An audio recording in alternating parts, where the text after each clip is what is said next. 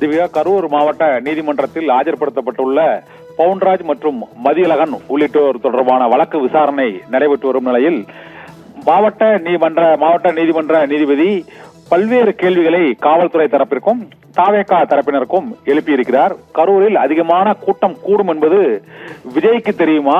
இந்த கூட்டத்தை ஏற்பாடு செய்தவர்களுக்கு அந்த விவரம் தெரியுமா?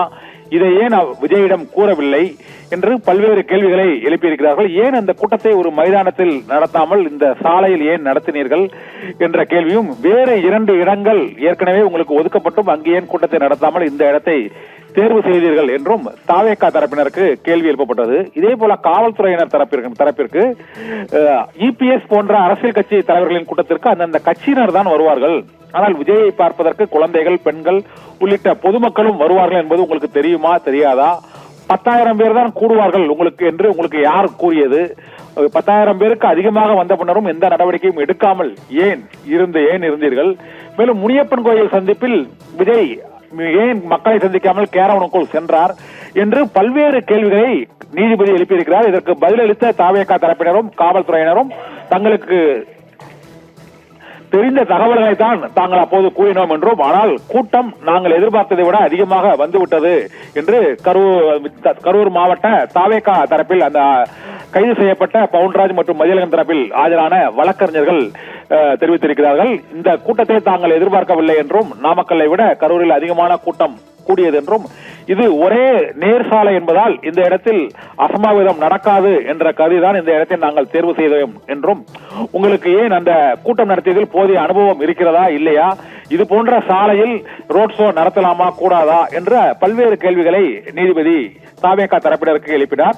இதே போல காவல்துறையினருக்கும் அதிகமான கூட்ட நெரிசல் ஏற்பட்ட போதும் அவர்களுக்கு உரிய பாதுகாப்பு முன்னெச்சரிக்கை மற்றும் ஆம்புலன்ஸ் மருத்துவ வசதிகளை கூடுதலாக ஏன் ஏற்படுத்தவில்லை என்று அவர் கேட்டார். அதற்கு கரூர் டிஎஸ்பி அளித்த பதிலில், கூட்டம் அதிகமாக இருப்பதால் விஜயின் வாகனத்தை சற்று முன்கூட்டியே நிறுத்தி அவர் உரையாற்றலாம் என்று நாங்கள் கோரிக்கை விடுத்தோம் என்றும், அதை தாவேகாவின் நிர்வாகிகள் ஏற்கவில்லை என்றும், அவர்கள் குறிப்பிட்ட நேர அட்டவணையை விஜய் வருவார் என்று கூறப்பட்ட நேரம் 3 மணி, ஆனால் அவர் வந்தது 7:30 மணி என்று 4-5 மணி நேரம் தாமதமாக வந்ததும் இந்த கூட்ட நெரிசல் அதிகமாவதற்கும், கூட்ட நெரிசலில் 41 அப்பாவி உயிர்கள் பலியாவதற்கும் காரணமாக அமைந்துவிட்டது என்றும் அவர் கூறினார்.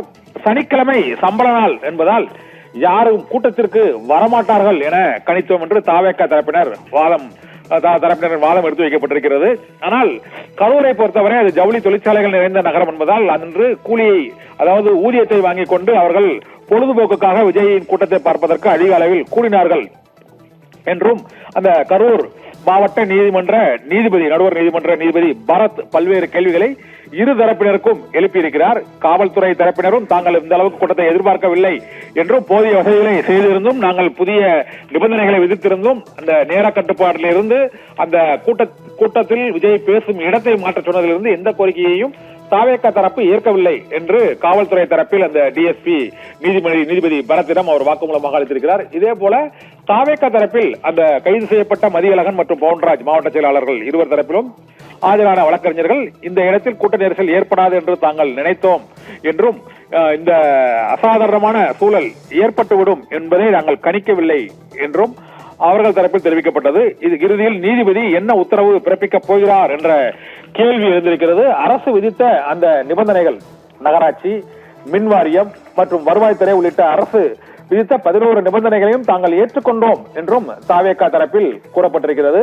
ஆனால் ஏற்றுக்கொள்ளப்பட்ட நிபந்தனைகளின்படி கரூரில் தாவேகா தலைவர் விஜயின் வாகனம் மாற்று ரூட்டில், அதாவது ராங் ரூட்டில் அவர் வாகனம் வந்ததும் கூட்ட நெரிசல் ஏற்படுவதற்கு ஒரு காரணமாக அமைந்தது என்றும் காவல்துறை தரப்பில் தெரிவிக்கப்பட்டது. இரு தரப்பிலும் அவர்கள் தரப்பு வாதங்கள் வைக்கப்பட்டிருக்கின்றன.